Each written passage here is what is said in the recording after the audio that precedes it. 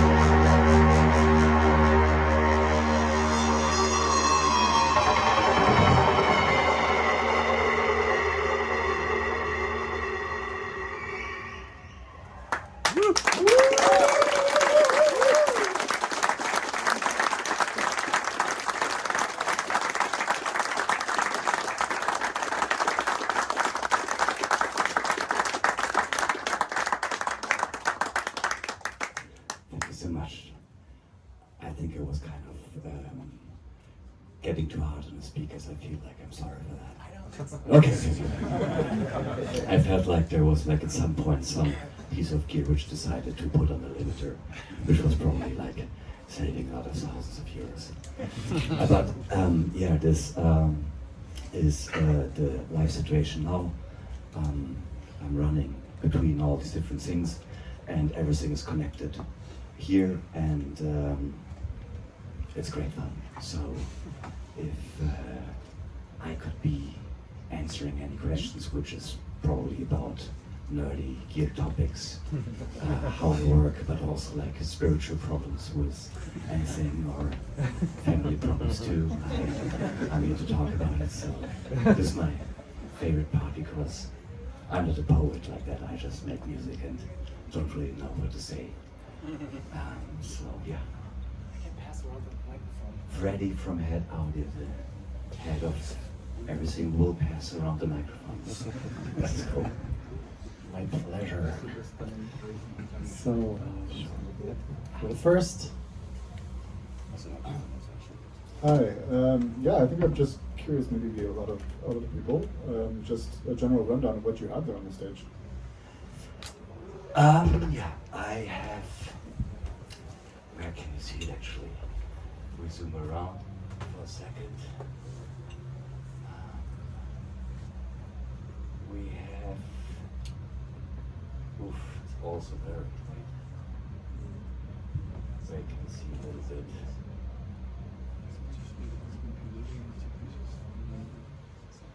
Ah, this is very cool. In the beginning,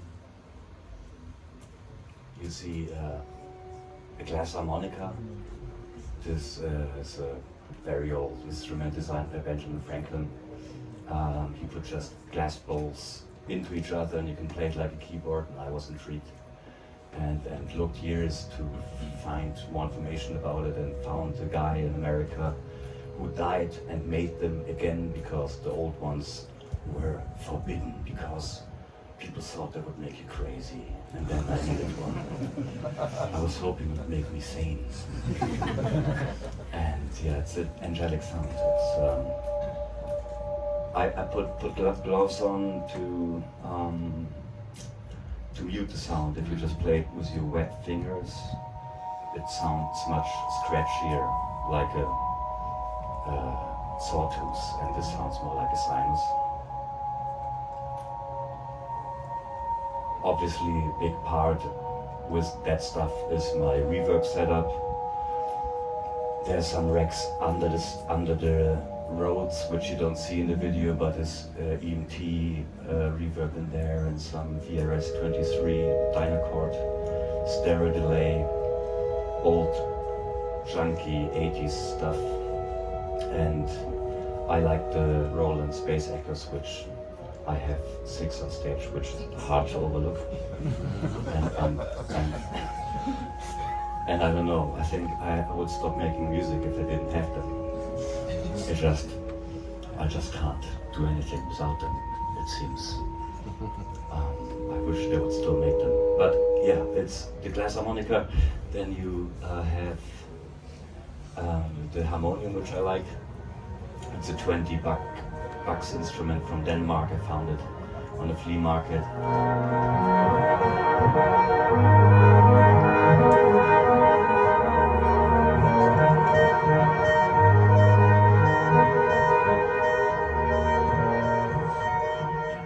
And yeah, what is better with music to explain it actually.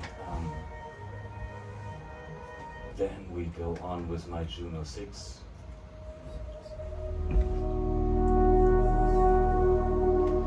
Also going directly into a Space Echo, because it's just a very great DI box, also a very expensive one, I'm aware of that.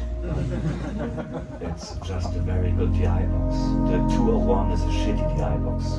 Never plug anything into a 201, it will be just terribly noisy and sound thin and terrible. And depending on what you do with the gain, it will sound all weird. Maybe guitar players like it. I don't at all, I don't have one. I always tried to like them, I always didn't. And this DI box sounds so good because it can do gain to any level you have in the studio. So it does fantastic game. And for me, all the secret is gain staging, because I don't want to use EQs, I want to use gain staging to make it sound good. It's just a mono signal here.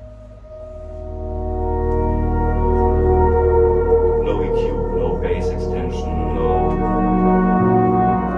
dynamic processing, no tricks. Just a little reverbs and delays, and for me the sound comes from good gain staging, where the mixing desk is obviously the most important also. Then we go on with Just one little question. yeah, please ask me. Do you use a compressor on the sum, like over the desk? Yeah, sorry, now we heard the compression on the sum, which was not what I intended. I never use compression on the sum. In any case, I don't use effects anymore on the sum, because I love the openness and dynamic.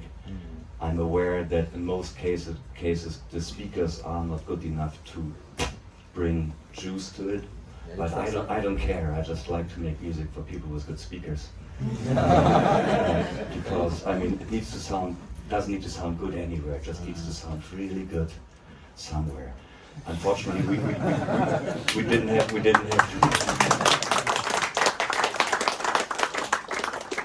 have a sound check, so we will find out in what kind of device here there was like a limiter going on. But this is also not a PA. This is a studio monitoring setup, and I was going way too hard on it. Like I said, it was probably saving its life, and yeah, this is terrible. I also had to buy my own PA speakers for the live setup, because we are never having enough speakers.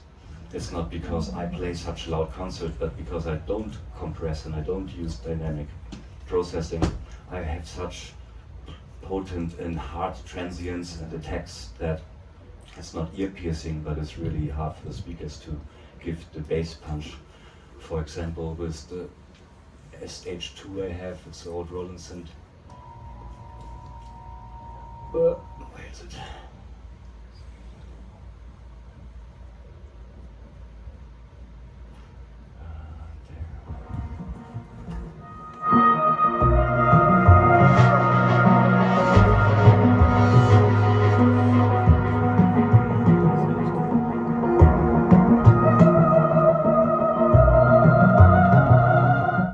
It's already too loud here, but the bass.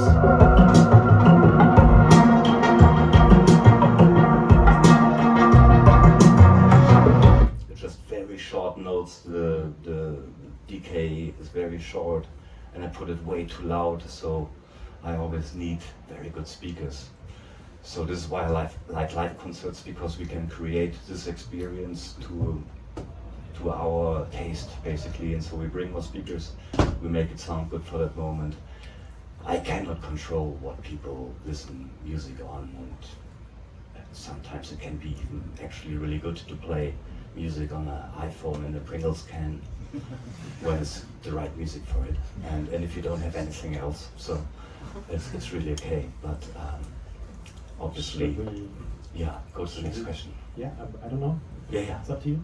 Yeah, I just was still introducing the live setup, but I think this will take too long. I will just speed it up a I little bit. mean, I have a mellotron there where the samples from the voices come out. I recorded my own samples for it. There was a guy in Sweden who made new frames for the mellotron, so I was able to send him files and he would record it on that. The service is not up anymore because it was probably annoying, and I was lucky to get my frames, who is a friend who sang, and another friend who played saxophone, another friend who played cello, and I really love the sound of these samples. They're just nice. Wait, maybe.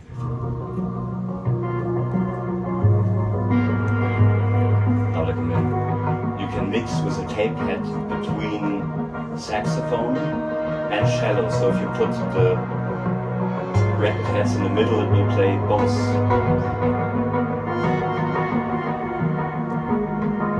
This is 3 Juno 60s going together, playing loops from my Cubase. It's all MIDI loops basically, which go into or MIDI to CD and gate or whatever.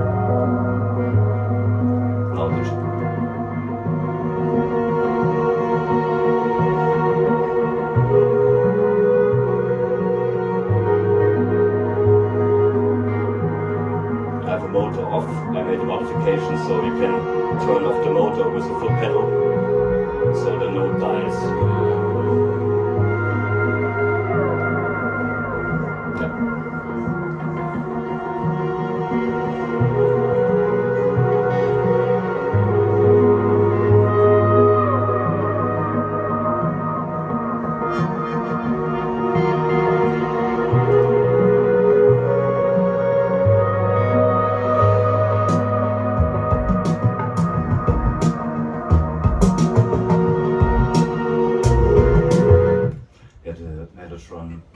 Really adds the emotion to the synthesizers, which sometimes are a little bit inflexible emotionally, so to say. And for me, the analog delays and the tape sound is also emotion. It is basically like a million oscillators doing their thing without you have to worry about how they're set up, and it adds like chaos. And I just love, when the sound gets a little bit more complicated. It can be easy sinus note, just one note, but you add all the chaos, it becomes interesting to listen to for me. And there's a mini moog which sounds just really good. I compared some, and this one sounds really different than the others. I like this part here.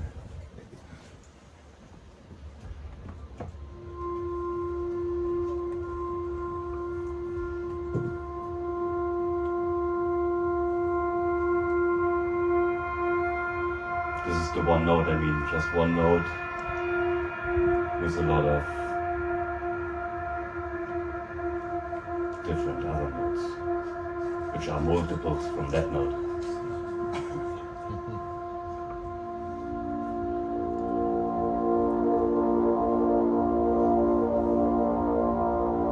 I don't know how the moog can sound like a voice, it has that soul, it has a voice.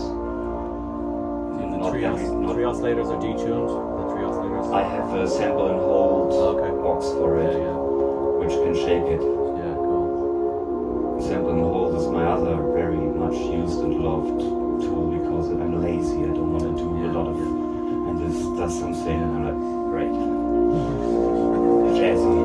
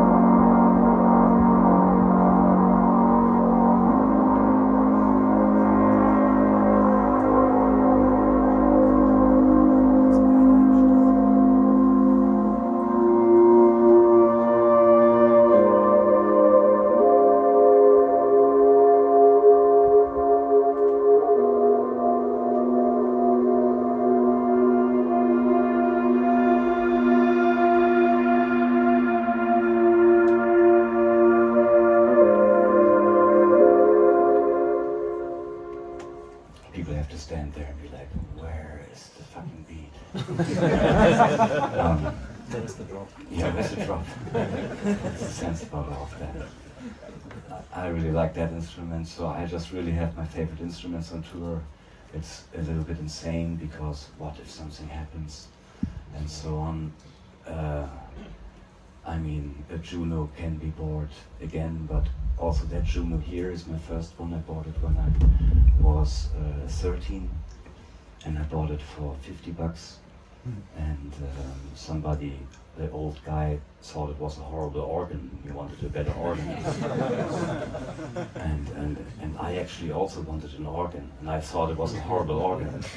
So it took me some years to use it in a different way than with chorus on and so on. Are you using the ARPs on the Junos, or are you just all MIDI? The arpeggiator is an important feature on the on the instrument because my most popular. I have to get out of here, little guy.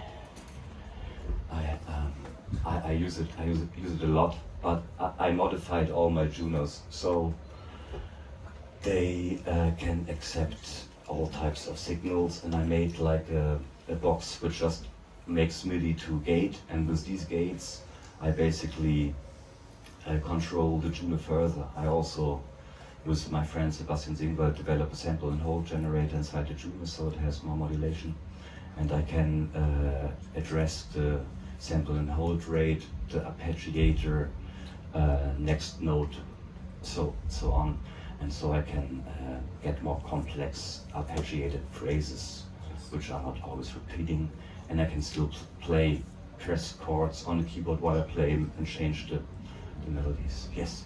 How important is the key bed to you when working with synthesizers? Like The keyboard? The actual key bed of the keyboard. Or the keypad? Yeah, and how does... That it doesn't make a sound. Well, not just that, just the whole feel, like whether they're fast, whether they're slow. The question was what was my opinion about the feel of the keypad and keyboard. I'm really happy if the keyboard plays a note, if every note is working, and if they are making clunk clunk or really weird sounds like old synths do. It is something I actually now enjoy. I come from a pianistic background, so I learned more or less classical piano, so a good keyboard was more important when I made the transition from playing playing piano to playing keyboard. But now that I think more on sound design, I don't really care about the feel of the keyboard, to be honest. But I'm very aware that the keyboard on a synthesizer can be very distracting from getting good results from the instrument, because all of a sudden it depends on your playing technique a lot. And we all know the 70s synth player who played flawless noodling on the monosynth, on the up or whatever, and made a pitch bend, and it was more like hands-on organ players or piano players going there. And then in the 80s it became a little bit untight, when you know what I mean. A lot of keyboard players played a little bit off the groove, the drum machine was not sync. And so I think, the keyboard was maybe also a mistake, but that's for everybody to decide. I just love to have a keyboard from a piano player perspective. There's a question in the front row. Yeah. Thank you. Going back to the 6 Roland Echoes, chorus. Understand. Yeah. How do you route them? Like, there's like 2 cents, 3 cents. Each one has different rhythms. I need to stop this because it drives me crazy. The rumbling. No, maybe not off, but just turn it to the friendly audience. The routing can be, of course, whatever you would like it to be, and I routed them in many different ways. But right now on this setup, the routing is I have 2 of them on my auxes. So when I have my Junos maybe on the inlines of my Zaehl desk, I have 2 auxes for the Junos, and I set them up here on the left in 2 different speeds. The 3rd unit is for the DI box from my Juno 60, which is on the Rhodes. And so I can pan them a little bit. The return of these 501s also goes on my desk, and so I can bring the return up and do the feedback over the auxes again, which I enjoy because you can shape the sound with the EQ. Amazing. Because the feedback on any Roland sounds a little bit limited, because the EQ of the 501 or of the Roland engine is only on the master output and is not really addressing the feedback behavior.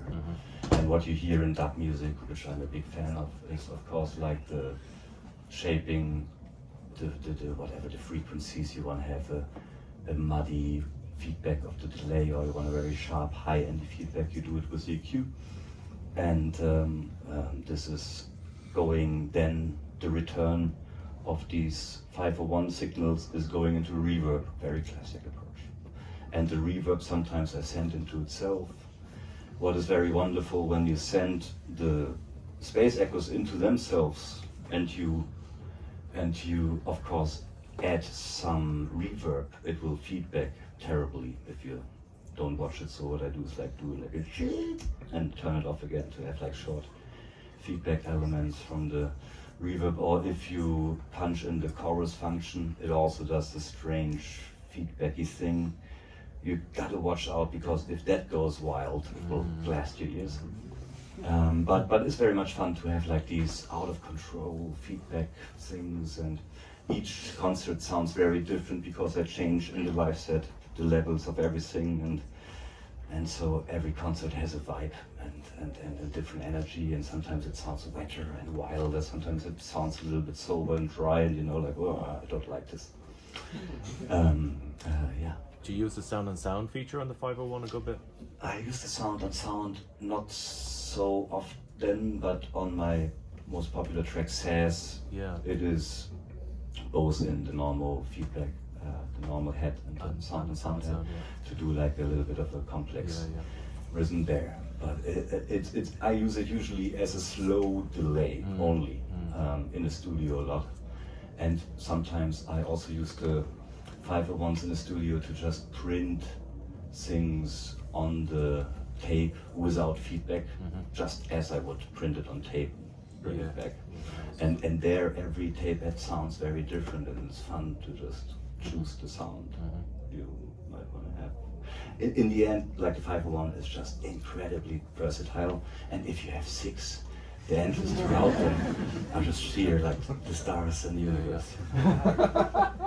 Yeah, another gear question. What microphones and preamps do you use on acoustic stuff? Because I saw some small capsule ones on the harmonica, glass harmonica. Important geek question here. It's all set up to Stage Tech mixing desks. Some of you might not be familiar with that company. It's very sober German classical house broadcasting gear. A little bit overpriced, to be honest. But they gave us a deal because they liked us.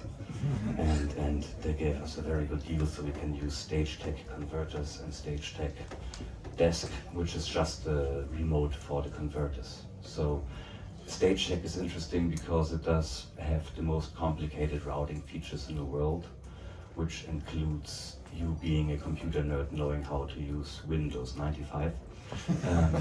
But if you want to do specific routing, for example, I live and work in Funkhaus. No, I work in Funkhaus.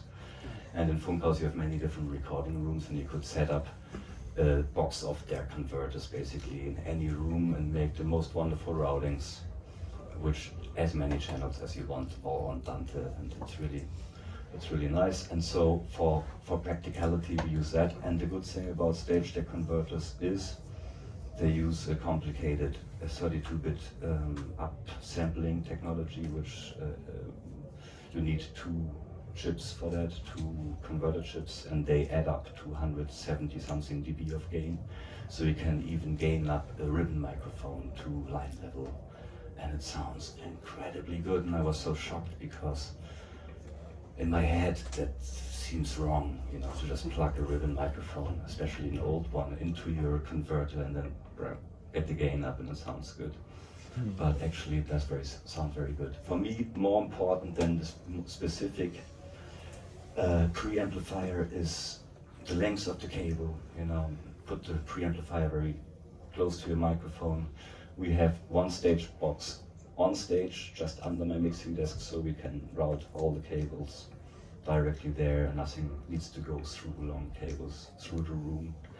Please never use DI boxes on stage. If you're live musicians and some people bring you DI boxes, bring something yourself. There's a very good company in Berlin, it's called Blackout, I'm sorry. I just want to say Zähl Audio. But there's other things in the world. Thomas Funk in Berlin does amazing work for broadcasting companies. I'm a broadcasting geek because I want the best signal routing for the cheapest price. And it's usually broadcasting equipment. It's not to be found in hi-fi voodoo territory for me. It's more like broadcasting. And he does something better than the iBoxes. I have that in my studio, and I use it all the time. It's a little bit of a, not a secret, but that stuff sounds great. It's asymmetrical converters and symmetrical converters, so you can make a asymmetrical signal symmetrical with active gain. So you have a jack input and XLR output, and in between is a very potent and very clean sounding amplifier, which brings your signal up to gain with the help of a little trimming pot. You can adjust the gain, and what is much better than the DI box is to not step your signal down. What the DI box does, you know, you step your signal, which is maybe already hot, step it down to microphone level, which is the most terrible level there is. And then you bring it over a long cable to the front of house guy, where he then cranks it with a terrible Soundcraft or whatever. No, digital desk. He cranks that up, and it will sound terrible. You know, when you imagine the difference of putting the same guitar or synthesizer into a 5-ohm space echo, running the hot line level, the potent line level through the room in the same digital desk. It will sound much better. And so we don't have the money to buy a 501 for every signal we use in the studio, but we might have the budget to buy the Thomas Funk asymmetrical and symmetrical converters because they're cheap. And the guy is amazing. He's just great. I wanted to touch on something that you said before, because you come from a piano background, and that's actually the same case with me. At some point I started playing electronic music as well. So you were saying synthesizers may be a bit inflexible. That's something you just said, right? So I was wondering, because like from things that I've seen before, but also what we just saw now, you tend to move a lot on stage, either because you have to touch this, touch that, you know? So I was wondering, say that still touching on synthesizers are inflexible for expression. Say that you would be able to control everything from your brain, all synthesizers that you have on stage, that you will be able to control them with your brain and not need to touch this or that or that, you know? Would you see yourself doing different music if you have that ability? Yes, the answer must be yes. Or in other words, I wouldn't put a thing from Elon Musk on my head or No. from Google and that's just a metaphor. I mean, say that you had a different way of. No, I think the most. I'm not thinking about that question because for me, making music in its basic form is something very physical. It requires a human being. And the human being needs to do something, and that is usually a translation of mental power, your spirit, and your flesh. It's a trinity, and that comes together in a musical performance. And I don't think there is anything better than that in the world. So thinking about changing one element of it would be like a sacrilege, or I would sacrifice something which I don't want to sacrifice, because the translation, it's like sport, you know, like motion and bringing the brain and the heart and your body together is yoga, is all the beautiful things. So whatever you move on stage and you control is much more fun than just standing there and press play and watch the show go by. There is good music. I mean, I love Kraftwerk and stuff like that, and it's very much made, or Alva Noto, and it's very much made to be very robotic sounding, sometimes digital sounding, and it has a great emotion too, or like it does something in us, which is not exactly what I'm after, but I'm very also into that. And for me, it's much more about the flesh in the end, you know. And so I want to touch a synthesizer and feel good in that moment. I'm not so much into programming my sound in different layers. And also what is really important, my brain we are not our brain. It's very fundamentally important. It's a very philosophical point now we reach, but we are not our brains. And so music doesn't come from there. So if I even would be able to control everything with my brain, I wouldn't be able to express all what's important for music, which comes from intuition. And intuition is something we cannot think of. And therefore I'm not interested in that now. It would change my music, but maybe I'm just happy as it is. Also, I learned it the way I learned it, so I'm just against any other technique. Yeah, that's not what I meant. That's really, I mean, No, the question is, would you like that? Would you like to do that? Would you like to control your synthesizer with your brain? But the point was not the brain, like, that was just a metaphor. That was, my question was... But it showed that you think that you are the brain. No, I actually I feel use... like we need to think about that. I actually use something else, because, like, for me, it coming from... The brain was really, let me get this straight, the brain was really just a metaphor. I didn't actually mean like a chip in the brain alone, I didn't mean any of that. I just meant, like, if you were able to play your synth, because if there's a bunch of knobs in front of you, and with this live setup, there's, I don't know, let's estimate 100 knobs more, maybe. You cannot possibly play 100 knobs. I can blend more arms. Yeah. I'll play with my feet. Or the nose could be like have a little thing with a robotic So guy. what I mean is the interface itself prevents the musician to... Exactly, but we should focus on our body, and what we cannot do with our body, we need to learn. And I think great performances in music are so outstanding because we have that limitation. I understand totally your point. But you also understand mine. I also understand exactly. yours. And this is, I mean, there's a fascination of going further. But I think, no, I'm very happy with the trinity of spirit, heart, and flesh. Yeah. What if you could play them, all these, say that you have, that you already know beforehand. You can also improvise, of course, but say that you already know more or less what knobs you want to turn for a particular effect. Say that you will be able to play them with gestures, for example. So with one gesture you will be able to control all of those. Will that make sense for you?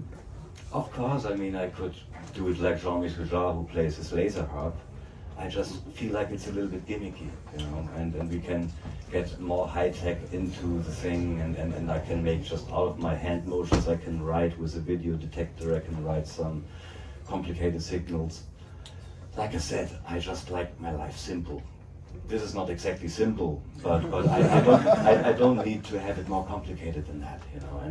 And what people in the audience really enjoy, and this is not unimportant, is that they see me sweat and work, and I love to work in that moment. And I don't wanna make my life easy for that, because the tragic moment that on stage there's always one thing you could add, but you don't know how yet. At one point you will figure out a way to push this knob, and that thing together. But it's really achievement, you know, like then you're just really fast enough to and you train for that, and you overcome. It's like a piano player can just practice and practice and practice and play more complicated pieces before you think, maybe actually don't really need to play it with my fingers, I could just play it with my brain or with whatever. I think I'm a little bit more for the bitter side of music, just go learn it. And it keeps me fit, really. I play piano and I play in the studio, but I also need to do sports to be able to do that live setup and to play 2 hours like this, and for me it's just like, I feel so good with all of it, you know, like with my body, with my mental thing, with my heart, and this is really, really nice. I think if I would just sit there, just have one interface and one computer, and I would be sucked into that for 8 hours, and at one point I would be like, oh, my back, and at least I don't have that problem, because I always run around, and in the studio as well, everything's like, oh, run here, run there, climb up this, do this. I think there's a danger of us melting into one. Yeah, turn the fan on. I have 2 more for quite a while now, so let's We're melting. That's a nice sound. Let's wrap it up. Why don't we talk about the mixer? Did using Yes. a mixer change the way you perform, the way you compose, the way that you interact with your machines connected to it, the sound, the functionality, the tools? Talk about it. Yes. It doesn't do, basically, it doesn't do the music, but it supports all the music. And this is what I really like, because all the different things I have, they have a sound, a drastic color or whatever, and I just want that very transparent, to mix all the extreme colors in a transparent way. I don't need another color maker in that moment. And so this is very crucial to just say it behaves still like an analog bus. So if you punch the master hard, it will start, the sound will sweat and all the good things which you expect from an analog master, but it also just like gives me so much control, because the EQ is it's a standard phrase, but it's very super musical, and it is so flexible and so intuitive. I'm sure, like, I mean, I'm obviously a big fan of Mark and Nestor's work, Rhythm and Sound, and all the amazing stuff, all the philosophy about analog mixing. I mean, I'm just guessing that a lot comes from using the mixing desk as an instrument, like dub producers like King Tubby, Scientist, and others would have done. And for example, you have very nice switches, which are very nice to touch, to turn each aux. They have 6 auxes here, to turn each aux on pre and on post. So I can turn the aux on and off without turning the aux down to 0 and then not knowing where the level was and stuff like that. You know, like, and all these things. And it has wonderful mid-side parameters. So what I do is I have the returns from memory reverbs, for example, the EMT, and I add some EQ, and I add the MS matrix, which is just for the stereo channel, and I make it a little wider, so I don't need so much of the reverb to have the space. Just very handy to have. It just, like I said, it's still a very classic mixing desk. If you really want to go wild, you just start to use the CV channels. And the CV channels, I'm not the expert on, because you don't see modular stuff, just because it would just fry my brain to have 30 channels analog with inserts and EQs and things, and then also all of that stuff. But I really would like to have more time to get into it. It just seems I went to Rudolf Steiner school, and I know how to knit and how to make wood stuff with my hands, but I just really fry my brain with all that shit. And so I really love the overview on the normal mixing desk setting, and for the weight it has, and it's not big for what I think is big when it comes to studio equipment. It's flexible enough to bring it to a smaller studio, to put it in a car, and to bring it to a church, to record there or whatever, do things.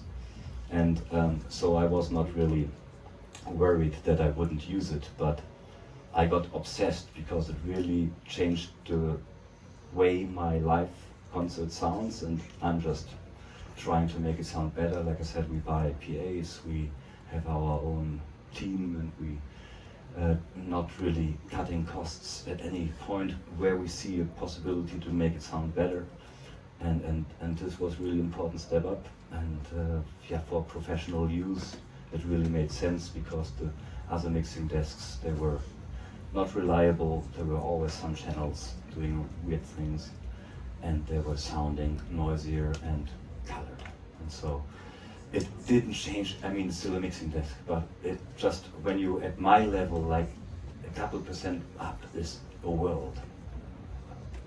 Really. So here's one more in the right next to you. Yes, so can you tell us a little bit more about how much control you leave maybe to front of the house, with, especially because we talked a lot about your effects, since they're part of your original signal, and effects are a lot about percentage you use them with original signal and effects in terms of percentage. So I was just wondering if you monitor, how do you deal with monitoring FOH, recording, commitment to all these things, and with the board, how do you deal with that? I do. We have a front of house engineer, but we spare the monitor engineer because the monitoring comes directly from the front of house as well, and it's basically set up unigain. So my channel here is unigain 0 dB on his side, and so when I put it on 0, I know it will be sounding like that on 0 for him too. So I make the premix and he gets exactly what I want. If I jump over, punch this up, it's too low or too high, he can, by knowing the set, correct my false decision. Maybe I just don't reach to this exact volume that the instrument should have. The mellotron got a little bit quiet in that part. He can control it a little bit because I need to play more, and I suggest basically levels, and he can think about them and be like, for the room I would prefer it a little bit drier because my stage sound is different. And what really makes it possible for me to not change, we don't have a sound check for monitor because my monitor sound check is easy. It's the same every day. I don't change one thing at the tour right now, so we don't need to touch it. We just put up the mixing desk, boom, load the last setting, and it's there. And if I tell him, make everything 1 dB quieter, 1 hour later, I'm like, no, bring it 1 dB up again. I just want that level, and I bring my own speakers. So that's the most important for me, to have not different monitor speakers every day, because then you just don't know what you hear. And so, investing in your own speakers or whatever monitoring on stage, I think is crucial for playing a tour, which is like you can rely on, because honestly, all the monitor speakers in venues they bring are usually broken or noisy or what else. Okay, this is the final question. Final question. So back to the Trinity, the philosophical part, I have a question about that. Do you have a choreography for your movements? For example, other moments that you choose how to shape the sonic palette, or what kind of instruments are you using, or what kind of effects are you using based on the idea that you have choreographically of like your movements and theatrical aspects of your performance? Yeah, I wish I had thought about that, but I never did. My movements are a little bit like a nervous reaction on the things I comment, basically on what I feel on stage. And sometimes I feel like I'm drowning in shit. You know, like when you're on stage and you're like, oh God, I'm drowning. It sounds horrible. How did I end up here? You know, and then you start to sweat, for example. and it's not something you really think about beforehand. And so you start to sweat, it's ripping on your keyboard, it still sounds horrible.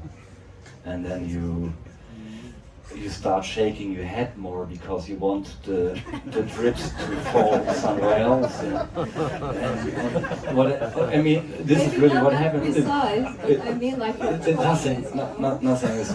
I really wish I could be a little bit more concentrated and focused and still, because all the dancing and motion is nothing which helps me really to hit the buttons in the right way. But I also can't help it. It's just not so precisely, but like just to think about like, okay, I will go with that effect, like because just do it it's sexier. Interesting to just like have this shape, or you know, I don't know, not that dance aspect of choreography, but just the movement aspect of the choreography. the movement from the instruments or my body? Your body. My body? No, I don't. Okay. Not at all. You got me there. I just never thought about that. Something will change. Yeah, something will change in the future. Thanks. So thank you so much for your time, guys, and enjoy.